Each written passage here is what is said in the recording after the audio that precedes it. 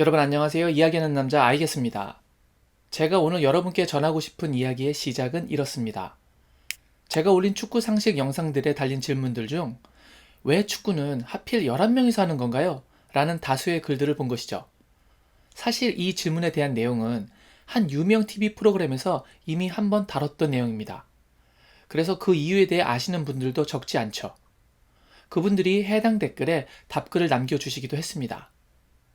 하지만 우리가 수비벽에 거린 9.15m 속에서도 지적 탐구를 할 수 있었던 것처럼 이미 방송에 나온 내용이지만 그 안에서 놓친 디테일이 있는 것은 아닐까? 그렇다면 내가 그 디테일을 찾아볼까? 하는 마음으로 해외 자료를 직접 뒤져보기 시작했습니다. 그러다가 한 가지 의아한 상황을 마주하게 됩니다. 유명 방송에서 소개될 정도의 정확한 이유라면 응당 검색에서 흔하게 그 내용들이 발견되어야 할 텐데 이상하게 오히려 단 한 건의 관련 문서나 글을 발견할 수가 없었다는 것입니다. 도리어 조사를 하면 할수록 개인적인 논리적 추론은 다른 이유를 향해서 다가가고 있었습니다. 오늘은 그 이야기를 해보려고 합니다. 그럼 시작하겠습니다. 우선 그 방송 내용을 모르시는 분들도 계실 테니 최대한 간단하게 압축해서 설명드리겠습니다. 옛날 영국의 사립학교 기숙사에는 방마다 10명의 인원이 있었고 그 방에는 사감이 1명 있어서 총 11명이 있었는데 방 대 방 축구 시합을 하다 보니 축구 인원이 11명으로 됐다는 것입니다. 그와 함께 근대 축구에 여러 가지 룰이 생겼다고 설명하고 있습니다. 그렇다면 근대 축구 룰에 지대한 영향을 끼쳤으며 그것이 학교에서 나왔다고 한다면 잉글랜드 축구 역사를 아는 모든 분들은 아무런 이견 없이 이것을 이야기할 것입니다. 바로 케임브리지 룰 말이죠. 19세기 초까지 축구협회도 없었고 규정에 대한 그 어떤 공식 문서도 없었기 때문에 축구 규칙은 학교마다 또는 지역마다 달랐다고 합니다. 그래서 때로는 홈팀의 규정대로 경기를 하거나 어떤 때에는 원정팀의 규정대로 경기를 진행하는 것이었죠. 그러다가 1863년 축구협회인 FA가 생기는 순간 규정을 정함에 있어 가장 많은 영향을 끼친 것이 바로 케임브리지 대학에서 사용하던 케임브리지 룰이었던 것입니다. 그런데 놀라운 건 이 케임브리지 룰 그 어디에도 선수 구성 11명에 대한 이야기는 없었다는 것입니다. 정말 신기했습니다.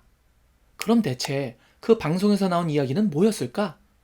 그래서 저는 근대 축구 규정에 지대한 영향을 미쳤다고 알려진 두 가지 룰, 셰필드 룰과 오스트레일리안 룰을 살펴봤지만 그 안에도 축구팀이 11명이어야 한다는 그 어떤 내용도 찾을 수가 없었습니다.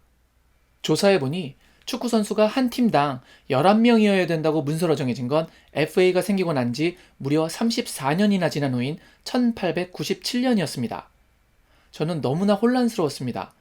저의 검색 능력이 부족한 것인가? 라는 의심도 들었죠.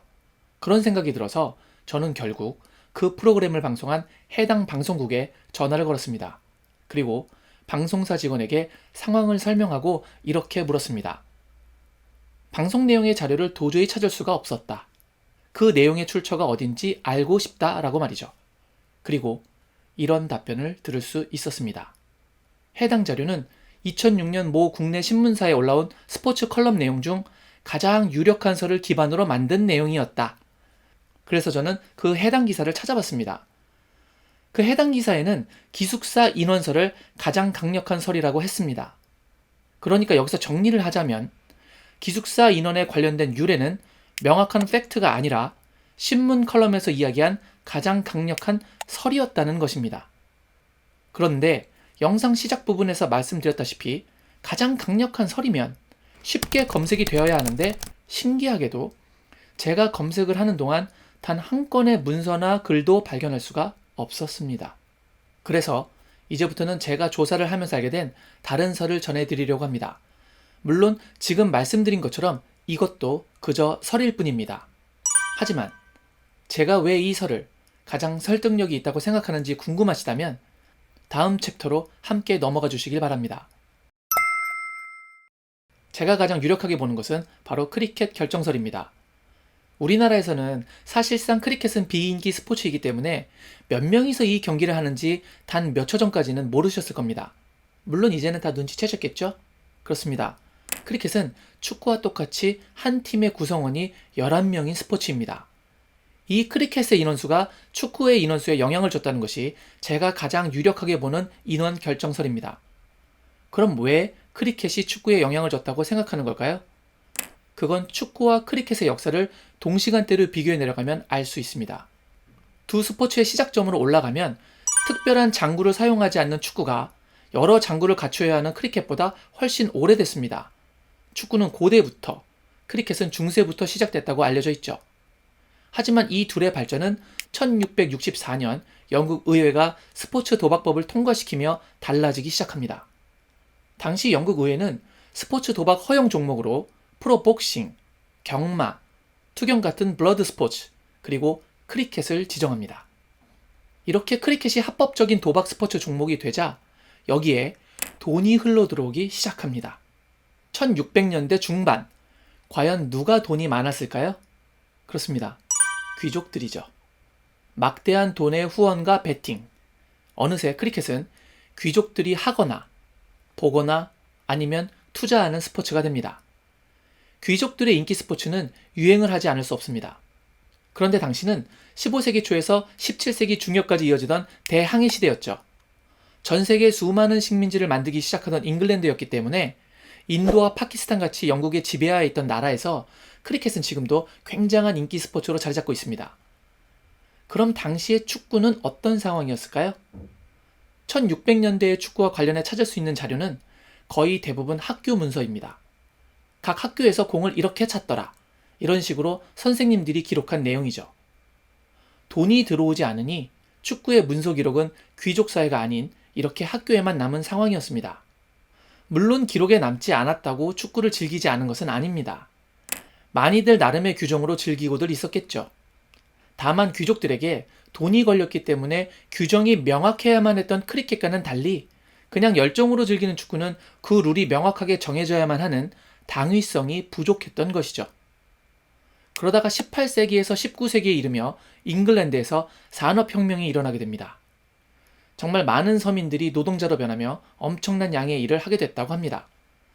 특히 많은 아이들이 공장에서 노동자로 일하게 되죠. 주 6일간 근무를 하는 것은 물론이고 심한 경우에는 하루에 12시간까지도 일을 했다고 합니다. 이것에 대해 심각한 문제를 인식한 영국 정부는 1833년 공장에서 일하는 아이들의 환경을 개선하기 위한 공장법을 통과시킵니다. 아이들의 노동시간에 제한을 거는 법이었죠. 이러자 노동자층 아이들도 학교에 다니는 아이들처럼 좀 더 축구를 즐길 수 있기 시작했다고 합니다. 그리고 이런 여가 시간의 확대가 축구 발전의 촉매제가 된 것일지도 모르겠습니다.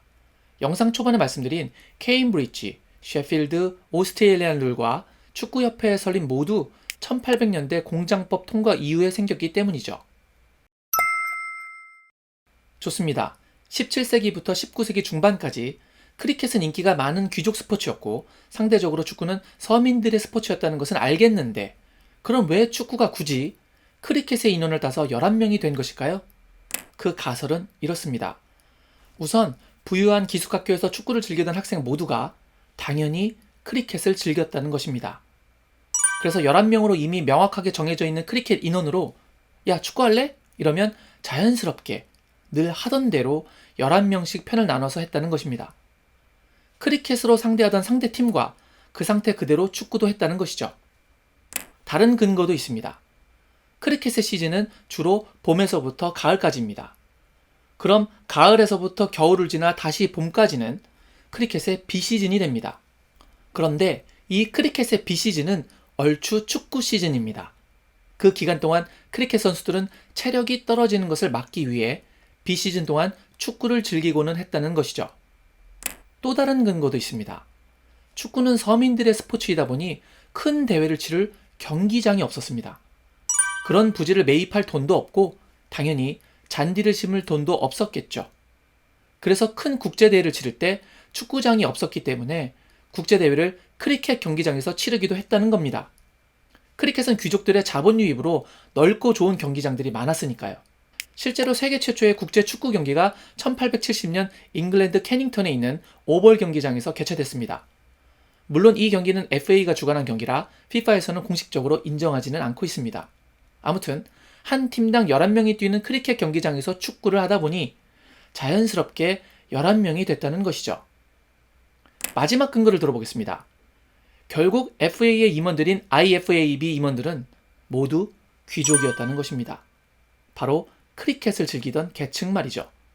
11명이 그들에게 얼마나 자연스러운 숫자였냐면 영국 사람들이 즐기는 필드 하키의 인원수도 11명입니다.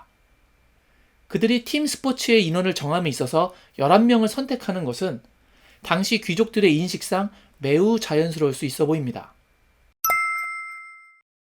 그럼 다시 꼬리에 꼬리를 무는 질문으로 회귀합니다. 그럼 왜 하필 크리켓은 11명인가? 라는 것으로 말이죠. 이것에 대한 이유를 여러 방면으로 찾아봤지만 여기에도 명확한 이유는 없었습니다. 그냥 축구에서 몇몇 사람들이 주장하는 것처럼 하다 보니 그 정도 인원이 제일 적당해서야 라는 식이죠. 하지만 크리켓에는 축구보다는 논리적으로 좀 더 납득이 가는 요소가 하나 있었습니다. 크리켓도 한 팀당 11명, 즉 양 팀을 합치면 22명이 경기하게 됩니다.